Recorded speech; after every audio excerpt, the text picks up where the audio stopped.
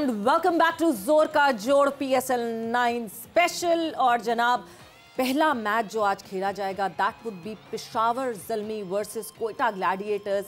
Toss हो चुका है, पेशावर ज़ल्मी ने टॉस जीता, यानी बाबर आजम ने टॉस जीता और पहले बॉलिंग का फैसला किया। ओवरकास्ट कंडीशन है मुशी भाई, बादल हैं आज काफ़ी लाहौर में, तो यस शायद ये सही डिसीजन।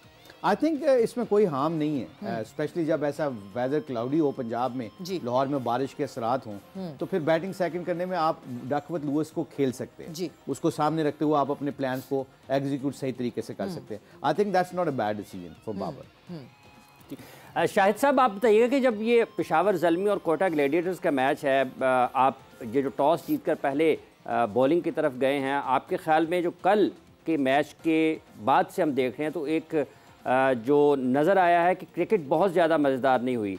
हम आगे देख सकते हैं कि ये वाली चीज़ जारी नहीं रहनी चाहिए। ये जो कंडीशंस हैं ये भी कहीं ना कहीं माहौल को ख़ुद में ढालने में खिलाड़ियों को वक्त लग सकता है।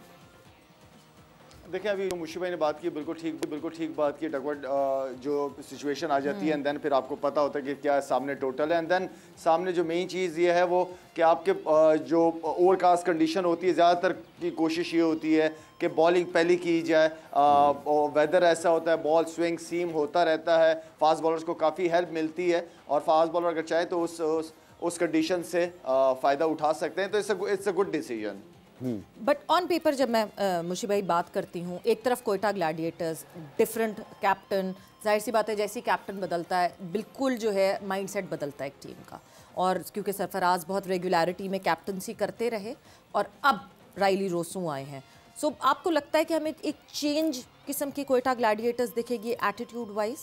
अच्छा, एक ये हमारे मुल्तान सुल्तान में भी हुआ था जब मैं I was part of management, और लकीली जब एंडी और मेरी बात हुई थी, अब मैं ये डिस्क्लोज कर सकता हूँ ये बात कि जब शान को हटाया गया, हालांकि शान ने ही ट्रॉफी में जाके वो ट्रॉफी की थी हाँ। उस पे ऊपर शान को ही गया, शान ही गया था, he was a captain and suddenly पता नहीं क्या हुआ, आई डोंट नो, पर वो शान को हटा के रिजवान से पहले शाहिद को वो सोच रहे थे, शाहिद अफरीदी को सोच रहे थे कि मैंने शाहिद से बात भी की कि मेरी एंडी से बात हुई है, तो हमारा भी यही पॉइंट ऑफ व्यू का एक्सपीरियंस है कि पाकिस्तान से कैप्टनसी की हुई है। But let me tell you one thing, ये मैंने वाकई इसलिए सुना है कि उन 2-3 दिन में हमारे ऊपर जो प्रेशर बिल्ट अप हुआ था ना एज ए मैनेजमेंट कि यार किस तरह मैनेज करेंगे, एक बंदे का माइंड सेट है, मेन प्लेयर आपका नंबर 3 पे खेलने वाला है, पिछले 3-4 साल से कंसिस्टेंटली खेल रहा है, सैफी तो 8 साल से उसको कंटिन्यू कैप्टनसी कर रहा है, ये 2 हफ्ते पहले हो जाना चाहिए था। शेन वॉटसन कैप्टन अनाउंस हुआ तो शाहिद अफरीदी ने जैसे अनाउंस किया था पेशावर ज़ल्मी में कि I am not any more captain, I will announce कि मेरी जगह डैरन समी आके कैप्टनसी करे, मैं इसके अंदर खेलूंगा। इसमें शाहिद भी ऑन करेगा उसको, डैरन समी को, उसको सपोर्ट भी करेगा और लोगों में भी इज्जत रहती है। तो आई थिंक ये बहुत ज़्यादा इन्होंने क्लोज आके, और आई थिंक ये सैफी को डिसीजन करने देना चाहिए था क्योंकि उसकी लॉयल्टी कोयटा ग्लैडिएटर के साथ इतनी तगड़ी है। तो आई थिंक ये मुझे लगता है कि ये पैनिकिंग बटन दबाया गया है और ये panicking button some time dress room का एटमॉस्फेयर बहुत ख़राब कर सकता है अगर उसको फ़ौरन कंट्रोल ना किया जाए। जैसे राइली रोसो ने अभी अपने इंटरव्यू में भी कहा टॉस के बाद कि it will be a great challenge for us, कि उसको सैफी को हटा के मुझे कप्तान बनाया गया। It will be a challenge. It will definitely be a challenge. अच्छा शाहिद साहब, वाकई ये आपके ख्याल में फ़र्क पड़ सकता है? और कल जैसे अभी हारिस की बात हुई थी कि उनका भी एक फ़ैसला बिल्कुल लीग शुरू होने से चंद रोज़ कबल आया, और इसी तरह से सरफराज को कप्तानी से उनकी कप्तानी बदलने का भी फ़र्क आया, तो ये ड्रेसिंग रूम का मजमूई तौर पर आपके ख्याल में इसका फ़र्क पड़ सकता है और कारकर्दगी कहीं ना कहीं उतार चढ़ाव का शिकार हो सकती है? देखें, अल्लाह ताला ने जो इंसान को दिमागी तौर पे इतना स्ट्रॉन्ग बनाया हुआ होता है, डिपेंड करता है आप कितना यूज़ करते हैं। ये तो आप जैसा चाहोगे वैसे होगा ना, आप अगर इस चीज़ का प्रेशर नहीं लेंगे तो नहीं होगा। तो आई मीन कि ये तो आपके ऊपर डिपेंड करता है कि आप इस चीज़ को लेते कैसे, पॉजिटिव या नेगेटिव लेते हैं, या आप सोचते हो कि यार आप इसी गम में तो नहीं रह सकते ना कि सरफराज कप्तान नहीं है, अब क्या होगा, कैसे होगा। ये तो जैसे जितना नेगेटिव सोचोगे उतना होगा। हो गया, नया कप्तान है, उसकी जो उसकी कप्तानी क्या है, किस तरह उसने खिलाना है टीम को, सिंपल इज दैट। अगर आप चीज़ों को मुश्किल करेंगे तो मुश्किल हो जाएगी, चीज़ों को ईजी रख के अगर चलेंगे क्योंकि बड़ी सीरीज़ है, सीज़न 9 चल रहा है, आपको पहला मैच हमेशा इवेंट का बहुत ज़्यादा इंपॉर्टेंट होता है और ये अच्छा डिसीजन है। मैं समझता हूँ कि सरफराज को, लास्ट ईयर भी मैंने कहा था कि सरफराज को नहीं कप्तानी करनी चाहिए। उसने बहुत क्रिकेट भी खेली है, कप्तानियाँ भी कर ली हैं। एक स्टेज आ जाती है कि आपको कप्तानी नहीं चाहिए होती है, आप अपनी क्रिकेट को वैसे ही इंजॉय करना चाह रहे होते हो, प्रेशर कम हो जाता है। कप्तानी में प्रेशर होता है, कोई फूलों का बिस्तर नहीं होता कप्तानी करना, लेकिन आप जब एज अ प्लेयर खेलते हैं, सीनियर प्लेयर, आप ज्यादा क्रिकेट को इंजॉय करते हो, ज्यादा अच्छी परफॉर्मेंसेस करके दिखाते हैं आप। एग्जैक्टली, एंड आई रिमेंबर लाला, जब लास्ट टाइम आपने ये कहा था तो बड़ा नाराज हो गए थे सब आपसे कि आपने ये बात कैसे कर दी है, बिकॉज कोयटा ग्लैडिएटर्स और Sarfaraz they go hand in hand. But मुझे लगता है कि एक प्रोग्रेसिव अप्रोच होनी चाहिए और खुद प्लेयर्स को रियलाइज करना चाहिए। मेरी सरफराज से बात भी हुई थी, ये जब स्टेटमेंट मैंने दी थी, सरफराज से मेरी बात भी हुई थी। मैंने कहा सरफराज, आई होप कि आपने इसको पॉजिटिव लिया। कह रहे शायद भाई बिल्कुल सही कहा है आपने, मैं खुद भी काफ़ी ऐसे से सोच रहा था कि मैं एज अ प्लेयर ही अब टीम को लेके चलूँ। तो इट्स गुड, इट्स पॉजिटिव। बात वही वाली बात घुमा फिर आगे, कम्युनिकेशन हो गई थी मेरी सरफराज से, हर चीज़ क्लियर हो गई थी। यस, कम्युनिकेशन जाहिर सी बात है बहुत ज़रूरी है। बट एक तरफ जहाँ हम कोयटा ग्लैडिएटर्स के इन एंड आउट्स की जो बात कर रहे हैं, दूसरी तरफ है पेशावर ज़ल्मी जिसको लीड कर रहे हैं Babar Azam. And Babar Azam who has recently been step down as the captain of Pakistan team and now he is playing free of mind. Captaincy, Pakistan की कैप्टनसी का बोझ उनके सर पे नहीं है और साथ ही साथ जाहिर सी बात है अपनी परफॉर्मेंस पे वो नज़र रख सकते हैं, बिकॉज ट्रैक रिकॉर्ड उनका एज कैप्टन पेशावर ज़ल्मी अच्छा नहीं है। सो क्या वो भी जहन में चल रहा होगा बाबर आजम के? जी लाला, मुझसे पूछे सवेरा। जी। अच्छा सवेरा, देखिए बाबर की भी वही सरफराज वाली बात है कि बाबर भी माशाल्लाह से 3.5-4 साल कप्तानी करता रहा पाकिस्तान टीम की। अब यहाँ पे है, आप देखेंगे कि यहाँ पे इस चीज़ को वो और ज़्यादा इंजॉय करेगा, उसको मज़ा आएगा। और ख़ास तौर पे उसकी जहाँ तक बैटिंग परफॉर्मेंस का ताल्लुक, पेशावर ज़ल्मी का हमेशा से कॉम्बिनेशन जो वगैरह मुशी भाई भी आपको बताएंगे कि हमेशा से बहुत ही ज़बरदस्त रहा है। मुझे तो हैरत होती है कि हारती क्यों है, जीतती क्यों नहीं है ये। इतनी ज़बरदस्त टीम के साथ इतने अच्छे combination, fast bowler, spinner, batsman देखें, बड़ी ज़बरदस्त, इवन की मैनेजमेंट बड़ी ज़बरदस्त रहती है पेशावर ज़ल्मी की, लेकिन वो रिजल्ट नहीं दे पाती जिसकी एक्सपेक्ट कर रहे होते हैं मुझसे। तो मेरे ख्याल में ओवरऑल बाबर का कप्तानी इस टीम को लीड करना बहुत अच्छा साइन है। एक एक्सपीरियंस प्लेयर है, सीनियर प्लेयर है और इतनी एज भी नहीं है उसकी। तो मेरे ख्याल में अगर एज अ कैप्टन इस टीम को लीड कर रहा है तो ये अच्छी बात है। बहुत सारे यंगस्टर्स को सीखने का बहुत कुछ मिलेगा उनसे। बिल्कुल हाफिज, बहुत देर से हमारे जो साथी हैं यहाँ पे ये खामोश बैठे हुए हैं और मेरे ख्याल से ज़रा खामोशी को तोड़ते हैं। And it is Peshawar Zalmi versus Quetta Gladiators. Mike किसके पास है? कौन माइक? चलो मैं आपसे ही पूछती हूँ सबसे पहले, कौन सी है आज आपकी टीम? क्या लगता है? पेशावर ज़ल्मी। क्यों? बाबर आजम की वजह से। बाबर आजम की वजह से। तो आपको लगता है आज पेशावर ज़ल्मी जीत जाएगी कोयटा ग्लैडिएटर्स? इंशाल्लाह हाँ जीतेगा बाबर आजम।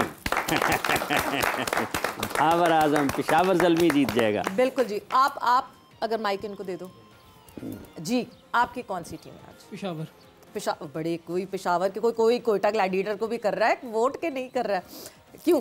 स्क्वाड अच्छा है और विनिंग कॉम्बिनेशन है, विनिंग कॉम्बिनेशन, बैलेंस साइड खिला रहे हैं आज इस वजह से। ठीक है जी, साइड पे भी हम बात करेंगे कि क्या 11 खेल रही है, थोड़ी देर में हम 11 के हवाले से भी डिस्कस करेंगे। मुश्ताक साहब, ये जो अभी जैसे शाहिद साहब ने कहा कि बहुत अच्छा कॉम्बिनेशन होता है, टीम मैनेजमेंट भी बहुत अच्छी होती है, लेकिन जीत नहीं पाते हैं। आपने इन 8 बरसों में देखा है, कहाँ आपके ख्याल में गलती रह जाती है और क्या वजह है कि जिस हिसाब से उनके खिलाड़ी होते हैं नताइज उस हिसाब से नहीं आ रहे हैं ट्रॉफी जीतने के एतबार से? आई थिंक ये बिल्कुल सही बात है कि इनकी जो टीम कम्बिनेशन होता है ना, बहुत बैलेंस होता है। They tick all the boxes basically. Spinners का देखें तो they have a very mystery spinners, fast bowler का देखें, पावर हिटर्स का देखें, इनके पास पावर हिटर मिडिल ऑर्डर में बहुत अच्छे हैं, ऊपर से बहुत इनके अच्छे प्लेयर हैं कैडमोर की शक्ल में। और आई थिंक मुझे जो फील आता है ना, जो मुझे सम टाइम फील आता है, जैसे साउथ अफ्रीका ना, एंड जैसे इनके ऊपर प्रेशर बिल्ट अप होता है ना पेशावर ज़ल्मी के ऊपर, तो I think they start panic, ठीक है, सिचुएशन में क्रिएट करने लग जाते हैं, बहुत ज़्यादा डिसीजन करने की कोशिश करते हैं। मैंने देखा है तो बहुत ज़्यादा डिसीजन एक ही दिन में लेने की कोशिश करते हैं। जो चीज़ें सिंपल करके जीत के आए होते हैं ना, उनको छोड़ देते हैं। तो I think they make things complicated. That's I understand that, क्योंकि ये इसमें पहले से आई थिंक ये पहले रात को जो प्लान करके आते हैं ना, जब सिचुएशन आती है सेमीफाइनल की या क्वालिफायर्स की, तो उसमें मेरे रात को जो डिसीजन हुए होते हैं ना, उसकी मिसाल मैं देता हूँ।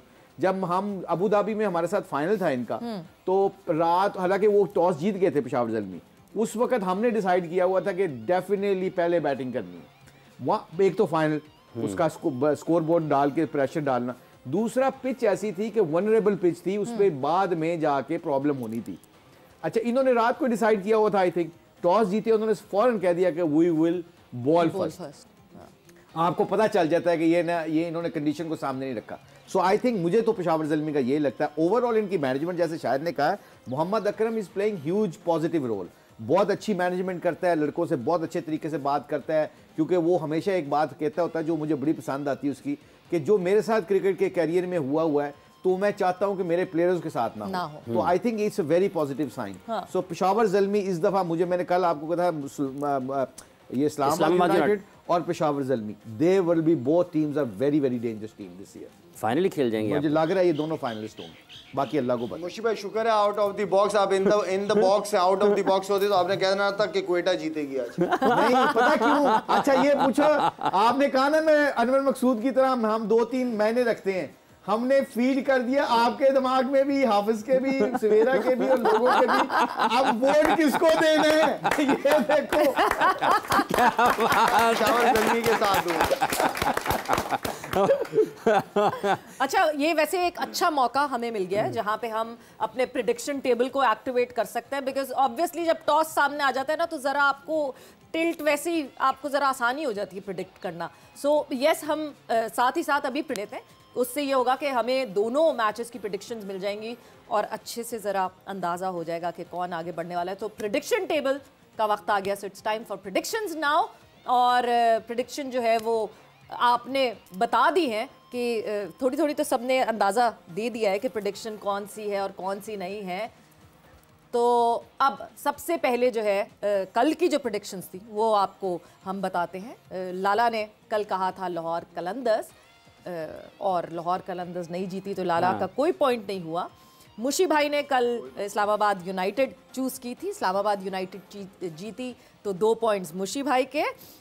अच्छा, ये तो बजाओ, कैमरा मेरे ऊपर है। हाँ जी है, कैमरा मेरे ऊपर नहीं है। नहीं, इस वक्त जो है कैमरे पे वो है, कैमरा मेरे ऊपर करें क्योंकि मैं जीता हूँ ना पहली दफा। अच्छा, तो कैमरा मेरे ऊपर हाँ जी, करें, कैमरा जी कट करें, कट करें, मेरे ऊपर करें। आ गया जी।